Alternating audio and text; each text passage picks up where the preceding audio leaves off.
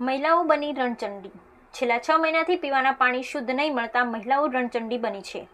પાણી માત્ર થોડોક જ સમય આવતા મહિલાઓ રણચંડી બની અને માટલા ચીફ ઓફિસરની ઓફિસ આગળ જ ફોડ્યા। ચીફ ઓફિસર યોગેશ જે ગણાત્રા થયા ઉગ્ર। સફાઈ કર્મચારી હોવાના નાતે તમારે મને કહેવું જોઈતું હતું। મહિલાઓએ માટલા ફોડતા ચીફ ઓફિસરે પોલીસ બોલાવી।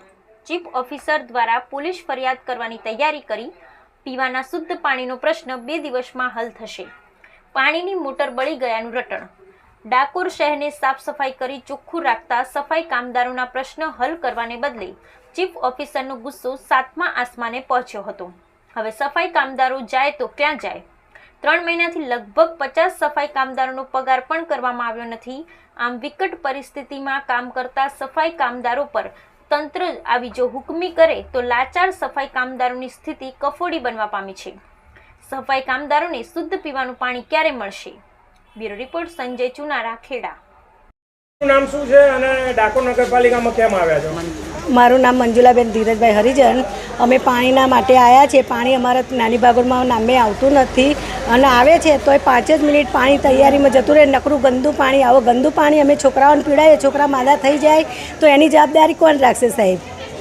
બરાબર, અમે નાના માણસો, અમારું કોઈ માનવા તૈયાર થતું નથી અને અમારું કોઈ સાંભળવા તૈયાર થતું નથી। અમે કહીએ છીએ તો અમારી પર દાદાગીરીઓ કરે છે અને કે ચીફ ઓફિસર એવું કહેવા માંગે છે કે 2 દિવસની અંદર પાણી તમને એ કરી આપીશું। હવે જોઈએ છે, 2 દિવસની રાહ જોઈએ છે, 2 દિવસમાં પાણી આવે છે કે નથી આવતું એની જવાબદારીઓ એ કરીએ છીએ।